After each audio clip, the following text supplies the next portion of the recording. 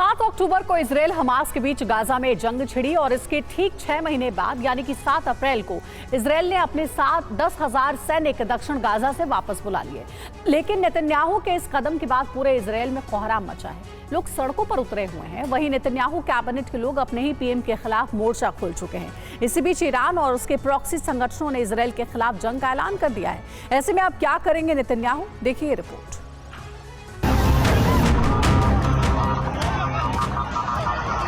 6 महीने तक इजरायली सेना ने गाजा में जंग लड़ी।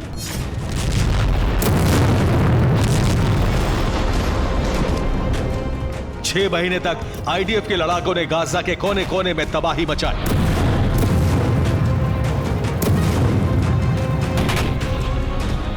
मगर 6 महीने बाद इजरायल ने जैसे ही अपने सैनिकों को दक्षिण गाजा से वापस बुलाया, पूरे इजरायल में खलबली मची हुई है।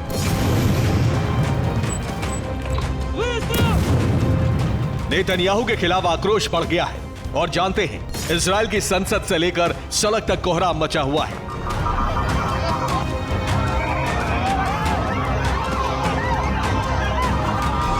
सात अप्रैल को इजरायली डिफेंस की तरफ से ऑर्डर जारी हुआ, जिसके बाद दक्षिण गाजा में मौजूद आईडीएफ के 10,000 सैनिक वापस बुला लिए गए। दावा किया जा रहा है कि इजरायली डिफेंस इन सैनिकों की तैनाती उन इलाकों में करेगा जहां से ईरानी प्रॉक्सी हमले को अंजाम दे रहे हैं।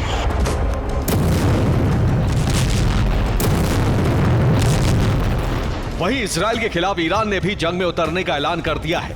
मगर नेतन्याहू के इस कदम से इजरायली आवाम भड़क गई, यहां तक कि नेतन्याहू कैबिनेट भी उनके खिलाफ खड़ी हो गई। आखिर क्यों, ये भी बताते हैं। दरअसल हमास के शिकंजे में अभी भी दर्जनों इजरायली बंधक फंसे हुए हैं। ऐसे में बंधकों की रिहाई के बगैर सेना की वापसी से लोग नाराज हैं। तेल अवीव समेत इजरायल के 50 शहरों में धरना प्रदर्शन हो रहे हैं। वहीं गाजा से सेना की वापसी पर नेतन्याहू कैबिनेट के मेंबर भड़के हुए हैं। नेतन्याहू कैबिनेट के सदस्यों ने अपने पीएम के खिलाफ मोर्चा खोल दिया है।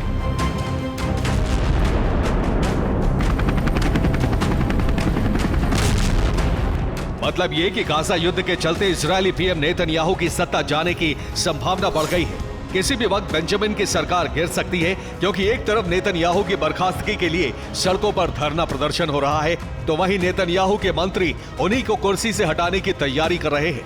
वहीं दूसरी तरफ ईरान और उसके प्रॉक्सी संगठन इजरायल का वजूद मिटाने की कसम खा चुके हैं।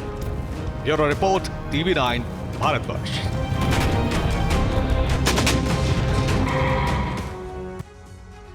रूस के यूक्रेन से सटे सीमाई शहरों के लिए युद्ध बारूदी संकट बन गया है। पूर्वी रूस अब तक युद्ध से अछूता रहा, लेकिन अब पूर्वी रूस में युद्ध आपदा बन गया है। 34,000 से ज्यादा परिवार युद्ध की वजह से बेघर हो चुके हैं और जल आपदा तेजी से बढ़ रही है। देखिए युद्ध की वजह से कैसे रूस का बड़ा हिस्सा बाढ़ में डूब गया।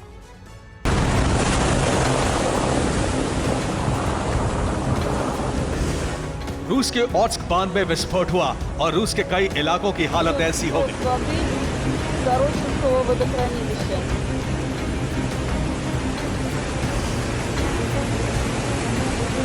पूर्वी रूस के शहरों में दिन रात रेस्क्यू ऑपरेशन चलाया जा रहा है।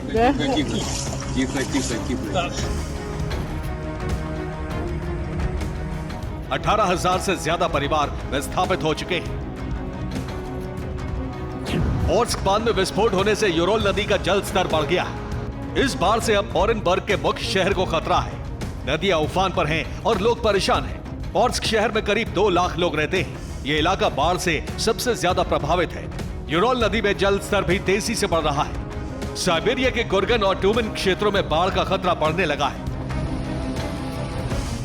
ओरेनबर्ग प्रशासन ने कहा है कि ऑर्स्क डैम से लगातार पानी बह रहा है और 9 अप्रैल को बाढ़ का तांडव और बढ़ सकता है। ओरेनबर्ग प्रशासन के मुताबिक 25 अप्रैल के बाद ही हालात सामान्य हो पाएंगे, क्योंकि तब तक जलाशय का पानी बहुत बड़ी मात्रा में बह चुका होगा। ओरेनबर्ग के मेयर के मुताबिक स्थिति गंभीर बनी हुई है। लोगों को चेतावनी जारी कर दी गई है कि 9 अप्रैल तक सभी घर खाली कर दें। रूसी समाचार एजेंसी तास के मुताबिक ओरेनबर्ग के 10,400 घर खाली कराए जा चुके हैं। ओरेनबर्ग में 24 घंटे के अंदर 1 फीट तक जल स्तर बढ़ रहा है। बुरगान में 10,000 घर खाली कराए जा चुके हैं। ट्यूमेन क्षेत्र में बाढ़ की हालत गंभीर बनी है। रूस के कुल 39 क्षेत्र बांध फटने से प्रभावित हुए हैं। रूस का आरोप है कि यूक्रेन ने बांध में विस्फोट कराया है। रूस का ये पूर्वी क्षेत्र यूक्रेनी हथियारों की पहुंच से दूर है, लेकिन रूस का मानना है कि यूक्रेन के एजेंटों ने बांध में विस्फोट कराया है, जबकि यूक्रेन का कहना है कि मूसलाधार बारिश से बांध टूटा है और रूस यूक्रेन पर गलत आरोप लगा रहा है। Bureau report, TV9, Bharatvarsh.